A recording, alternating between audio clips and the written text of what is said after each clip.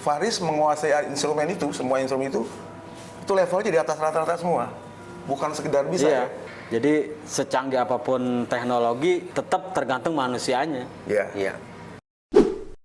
Selamat datang di Coffee Chat 180, tempat kita ngobrol-ngobrol santai sambil minum kopi, ngobrolin banyak hal menarik di dunia musik.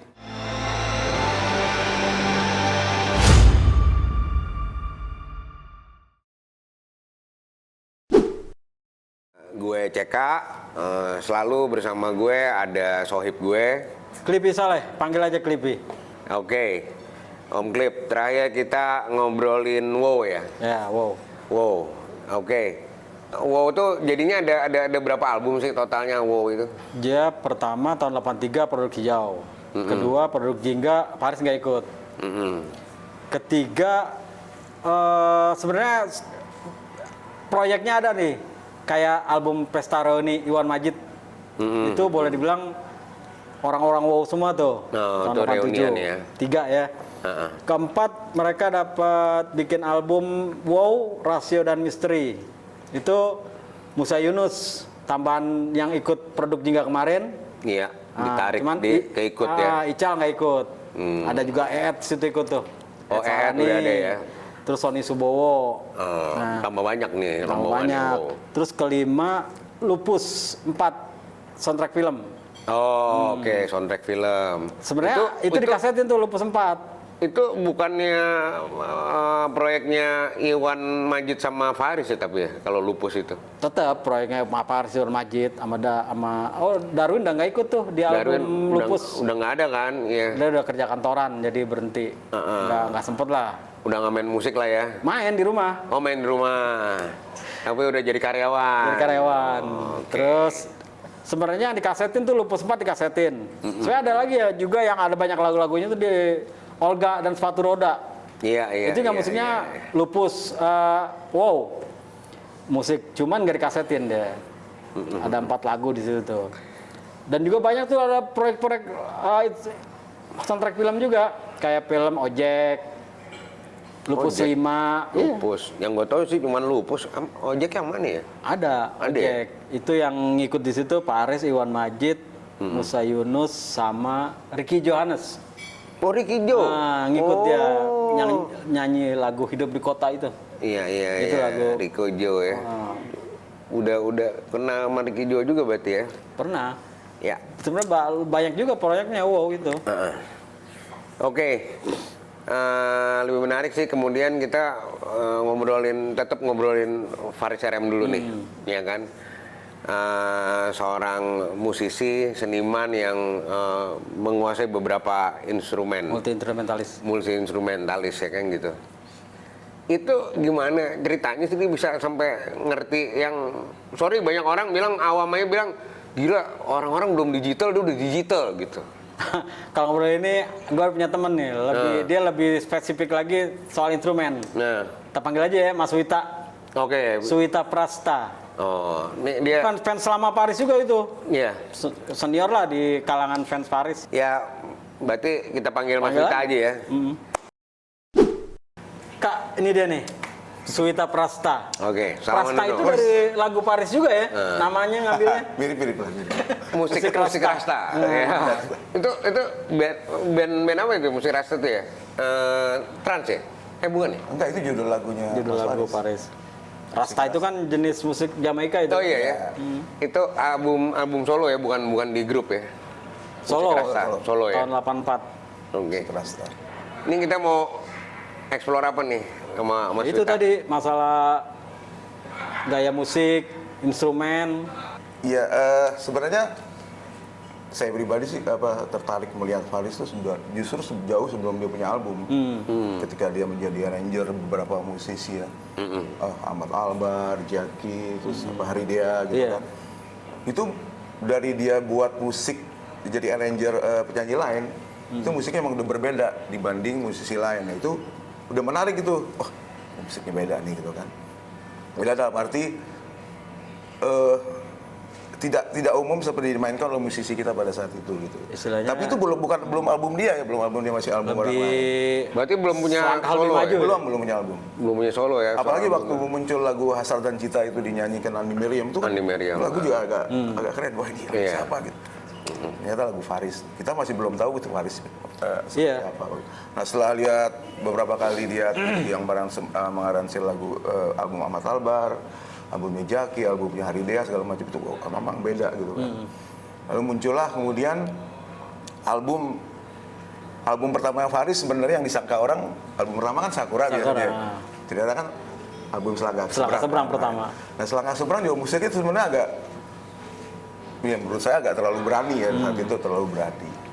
Tapi memang yang fenomenal adalah yang orang tahu adalah album Sakura. Karena apa? Di album Sakura ini dia benar-benar main sendiri. Iya. Walaupun kalau ditanya kenapa main sendiri, itu buat menghemat budget katanya kan kalau Iya. punya uang. Tapi justru dengan momen sendiri ini, Faris berarti bisa menerjemahkan maunya dia sendiri kan. Betul, itu yang Kalau orang lain kan belum tentu bisa menerjemahkan apa yang maunya dia. Tapi karena dia main sendiri, keyboardnya mau seperti ini dia main sendiri, keybassnya mau seperti ini dia main sendiri, drumnya mau seperti itu dia main sendiri. Dan Faris menguasai instrumen itu, semua instrumen itu levelnya di atas rata-rata semua, bukan sekedar bisa ya, di atas rata-rata semua. Jadi dia ngerti pattern main bass tuh kayak apa dia ngerti, pattern main drum seperti apa dia ngerti, pattern main keyboard apa dia masih mengerti. Makanya album Sakura itu kan, ya sampai sekarang dia masih tetap in. Iya tetap inilah. Dan itu fenomenal karena dikerjakan sendiri. Yang saat itu belum ada musisi kayak gitu. Iya. Ya jenius lah waktu itu. Istilahnya Berarti Selangkah Seberang itu single ya? Single juga di awal. Single ya? Justru album itu sebelum Sakura ya. Iya, soalnya yang gue tahu tuh kenapa tuh Selangkah Seberang emang itu semacam kayak statement kali ya ke publik gitu. Emang musiknya dia itu beda gitu. Awal. Jadi itu setahu saya nggak dipublis lewat radio kalau kata Sinta ya. Jadi produknya kan produk sendiri. Ada yang produk trial gitu ya. Iya. Kayak di kopi Sinta. biasa gitu ada. Karena Saya inget itu. saking dari pihak label itu kan nggak ngedarin itu Iya. album pertama karena nggak berani. Nggak berani. Udah Nggak dibikin berani. tapi nggak diedarin karena nggak berani. Iya. Akhirnya abangnya Mas Hasan kan ada tuh Bang Andi, Bang Andi. yang Iya. kerja di radio. Di radio. Jadi justru kalau mau beli datang ke radio El Sinta. Beli lagu itu. Malah enaknya itu Beli album ya. kalau zaman itu ada 4 set itu kasetnya itu. Iya. Gambarnya juga fotokopi, Iya. tulisan judul mesin tik, Sangat itu ada 4 set. Dan itu sekarang nih iya. di pasaran kaset Jadi langka itu. itu harganya gila itu kalau ada yang punya 4 set itu, 4 kaset, 1 set. Apa namanya? Rare. Rare. Rare. Udah rare, udah langka deh, udah jarang banget. Ya karena mungkin karena saat itu nggak seperti dipublis kayak album Iya. Sakura, jadi kaset itu jarang sekali kan? Jarang, Tidak jarang sebanyak banget. Sakura. Makanya kalau ada ya jadi Terus harganya lumayan gila-gilaan. yang knowledge main keyboardnya, synthesizer-nya kayak Faris di tahun segitu nggak ada belum ya? Enggak, Faris tuh pernah bilang salah satu musisi yang dianggap gurunya ya Yoki gitu. Oh, Yoki. Yoki Suryo Prayogo. Tapi Yoki bukan kayak lebih klasik ya? Enggak ya? Kalau kita lihat kan kalau soal main synthesizer kan Yoki di album Krisa juga, di album Isu. Jurang Pemisah juga Banyak kan. banget itu Dia udah main. synthesizer ya.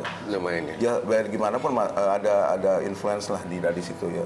Faris sendiri sering ngomong bahwa dia salah satu mentornya dia ya Om Yoki itu. Walaupun setelah itu dia terus berkembangnya luar biasa gitu. Tapi memang cuma memang karena wawasan luas kan dia. Wawasan Saya totalitas. saya tuh bingung kalau untuk mengkelompokkan musik nih Faris genrenya apa sih? Kita nggak bisa ketemu gitu. Nggak ngerti Nggak akan ya? bisa dapet gitu. Ternyata bisa. Bikin begini bisa. Luas, no limit dah. No limit wawasan dia soal musik itu no limit. Nah, kalau masuk ke soal digital memang dia yang bukan dialah yang mencoba memperkenalkan itu di negeri kita Di ya. Indonesia ya? Ya, kalau nggak salah tuh di mulai album 8184 ya. Itu udah mulai di main semacam Mesin lah, mesin mesin. digital workstation gitu ya, di MIDI sequencer gitu. MIDI itu kan musical digital instrument interface gitu Interface, ya. ya. Jadi orang dulu bisa menggabungkan ini merek ini, keyboard merek ini Iya. melalui kabel MIDI itu Iya. bisa kita main bareng jadi satu. Lalu ada dulu model-model alat sequencer yang bisa kita bikin tanpa masuk studio dulu, kita udah bisa bikin musik gitu kan. Nah, Ya dulu yang saya ingat pakai dulu MC. Malah tambah memungkinkan dia main Lalu sendiri. ya, jadi kita tidak terikat oleh durasi studio. Kita Iya, bikin di rumah mau sebagus maksimal apa kita. Setelah jadi baru kita bawa ke studio. Jadi digitalnya baru sebatas pada saat pengerjaan aransemen musik, belum pada begitu masuk recordingnya sih belum, masih analog. masih analog. Masih analog. Iya, iya, iya, Baru iya, iya. tahun 90 ke atas itu udah masuk di AW ya, digital audio Tapi itu workstation. meringkas, nggak perlu banyak sewa shift studio tuh berarti benar. ya. Oh iya, Lebih karena kita kerjanya di rumah. Di rumah. Jadi home studio itu udah mulai ada di saat itu.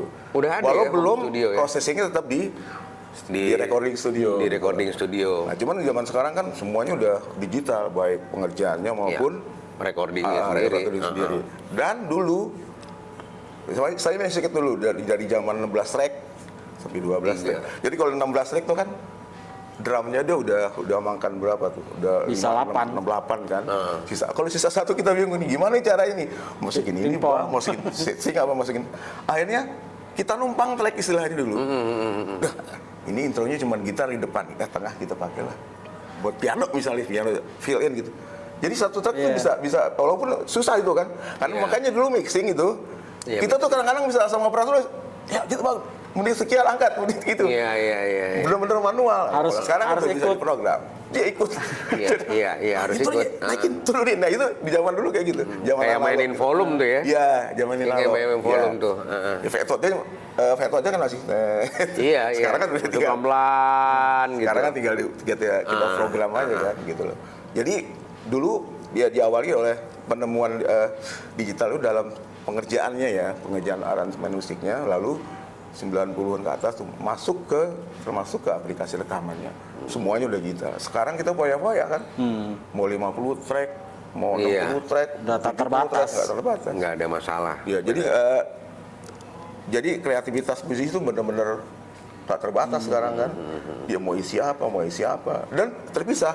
Walaupun dia isi cuma 5 detik nih, misalnya suara apa, suara flute yang cuma 5 detik gitu.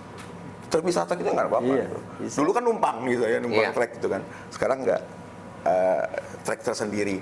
Jadi bisa di-arrange sesuai tracknya masing-masing. Dulu kan, wah, pas flute kita ini pas kita tuh. Iya. Dulu. Minjem track. Iya, makanya saya ingat tuh lah dengar album trans ya, bukan instrumennya banyak banget itu. Ya, album transnya. Iya, yang main Faris. banyak. Iya, artinya yang main kan banyak tahun segitu tahun 80 itu kan masih analog, Iya. masih 16 track. Iya. Pure Iya, pure analog. Tapi banyak gitu loh. Oke, saya, ini apa? Paling di Sistem- pingpong itu ya. Iya makanya. Iya di Bimpong. Iya, kayak gitulah. Jadi gitu. Tapi emang kelebihan Mas Faris bukan soal dia kelebihannya emang multi instrumentalis, Iya. tapi Emang- di atas emang rata-rata. orang yang mampu. Di atas rata-rata. Di atas rata-rata. Ditambah Iya. wawasan musiknya juga luar biasa, Luas ya. ribet luas. Jadi Banyak gitu. Dia mau bikin kayak apapun bisa. Bisa. Bisa. Jadi secanggih apapun teknologi, tetap tergantung manusianya. Iya. Iya. Dan menarik nih, suka ngobrol-ngobrol sama Clippy juga. Nah, dia itu nggak mesti di belakang instrumen, bisa ya jadi penyanyi aja gitu. Iya, iya. Tanpa Itu dia dimulai di pegang album itu. gitar. Di album apa? Di album Fenomena ya? Iya Fenomena ya. Iya, Fenomena. Jadi kalau waktu itu beliau cerita kata, ya udah 2013. Erwin yang bilang Erwin Ketawa. Udah sekali-sekali coba Nyanyi aja udah. Nah, lo nggak usah megang instrumen apa, nyanyi aja gitu. Iya. Iya ternyata dia coba itu. Nah dia di lagu belenggu itu kan dia nyanyi. Well, menurut gue sih oke, nggak mudah loh itu. Iya. Jadi, Iya. jadi sekali-sekali mungkin diminta biar orang lain yang menginterpretasikan lagunya dia dan musiknya dia gitu kan. Kayak gitu yang diminta oleh Erwin. Iya, jadi hebatnya dia juga lagu siapapun begitu keluar ya Paris. Iya. Siapapun penciptanya. Dan dia kalau misalkan dia kan ciptanya. banyak grup nih, ya. Nah, Udah berapa grup yang dimasukin. Jadi kalau ditanya kenapa ganti-ganti grup? Karena dia di tiap grup itu belajar gitu loh. Dia banyak mendapat ilmu dari setiap grup yang dimasukin. Kan banyak kan grup macam-macam kan. Yang WoW, yang simfoni, yang apa JR. Dan lintas generasi juga. Iya. Ya trans segala macam itu kan lintas generasi. Terus Faris itu pianis kah or keyboardis kah? Nah ini nih. Itu susah tuh jawabnya. Susah jawabnya. Susah jawabnya. Sama-sama mijitin Kan di lagu Panggung Perak dia main. Iya, Piano enak banget kan? Piano banget. Tapi di lagu lain pun dia bisa. Dia main, malah di albumnya Ahmad Albar dia explore banget tuh main lead synthesizer kan. Wah, dengan lagu cerita kan. Iya. Wah, itu malah lead synthesizer juga luar biasa di situ dia main. Jadi ya sulit bertanya. Ya mungkin basicnya piano karena kan dari kecil dia udah belajar. Iya, piano. basicnya piano. Lalu dia sesuaikan Semuanya dengan otodidak yang lain. ada ini. Kan juga dia denger Genesis, denger Yes, denger Rick Wakeman main kan pasti ada influence di situ, ada pengaruhnya gitu. Ya tahun segitu ya. Ya. Karena sebenarnya ya itulah sebenarnya gini. Ya kadang-kadang kita ini tergantung dari kondisi di luar gimana, seperti apa. Iya, Saat masanya, itu bener. Genesis lagi naik kan, yes. Ya ada juga yang termasuk dipengaruhi di sini kan. Iya. Ketika berkembang terus di luar nggak ada grup seperti itu, ya di sini juga akan seperti itu. Iya. Ya, karena ada pengaruh juga. hampir kelihatan di depan mata di tahun belum masuk tahun 90-an sampai dengan 80 akhir itu main keyboardis itu banyak. Setelah tahun 90-an masuk musik alternatif segala macam, keyboardis hilang semuanya. Ya, dengerin Nirvana soalnya. Jadi udah nggak ada keyboard tuh. Spike Light the Spirit. Wah berisik aja udah begitu. Termasuk mengaransemen sebuah lagu juga jadinya berbeda ya, gitu. Jadi emang kalau orang bilang tuh 80-an musiknya apa ya, full harmoni gitu. Jadi full harmoni. Makanya musik-musik di tahun 70-80 banyak yang evergreen kan. Yang abadi gitu. Sampai sekarang kita denger pun enak. Kebetulan saya juga punya murid, ketika saya dengerin lagu-lagu 80 mereka kaget, oh enak banget ini gitu. Dibanding lagu-lagu sekarang ya. Karena dia dulu gini, kalau menurut saya kan dulu juga musisi kan nggak terlalu dibuai oleh kecanggihan alat ya. Iya. Jadi dia lebih mementingkan notasi lagunya. Iya. Gimana bikin lagu ini dengan notasi yang enak, bukan dengan alat yang canggih gitu. Tantangannya lebih besar. Ya, denger aja Merpati Putihnya Krista gitu. Kita main gitar aja enak ya. Sama di luar juga gitu ada lagu semua juga. Jadi lebih mengutamakan mereka tuh notasi lagu dibanding kecanggihan musiknya gitu loh. Jadinya makanya lagu dulu kalau kita main pakai gitar aja enak tuh. Iya.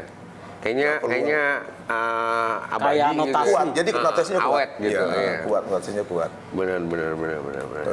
Banyak lah itu yang ya dulu kan ada ya lagu-lagunya Headwave, Earth, Wind and Fire itu kan sampai sekarang orang masih denger gitu. Karena kuat di notasinya. Kalau Mas Wid, lagunya Faris deh. Karyanya Faris paling seneng yang mana? Susah. Susah ya? Kebanyakan soalnya. Kebanyakan. Bagus semua. Ini enak gitu. Karena ya mungkin sama Mas Libi juga tahu nih. Kita denger dari album awal ya. Dari album bukan baru denger dari Barcelona ke atas, enggak, itu dari album awal. Itu banyak emang enak. Terus kalau ditanya mana yang paling enak? Aduh, Bingung semuanya. dibilang enak, ntar ini kesian anak ini. Enak juga. Iya. Enak, rata-rata enak. Dan bisa lagunya itu aransemen segala macam bisa buat belajar. Iya. Tapi kalau ditanya album, bukan yang paling enak ya, tapi yang paling saya kagumin tuh Panggung Perak. Perak. Sama dong. Paling eksklusif Itu Faris Sarem banget ya. Faris serem banget ya. Faris Sarem paling- banget. Itu dia Masterpiece lah itu. apa istilahnya? Puncak kreativitasnya seorang Faris Sarem itu ada di album Panggung Di Perak. panggung Perak gitu ya. Tapi kalau itu subjektif saya sih. Gitu. Kalau selangkah seberang tadi apa itu lebih pada ini gue lebih maju atau gimana ya gitu berarti? Enggak, sebenarnya Selangkah Seberang pun album Selangkah Seberang ya yang itu sebenarnya itu juga udah mendahului zaman ya Mas. Iya.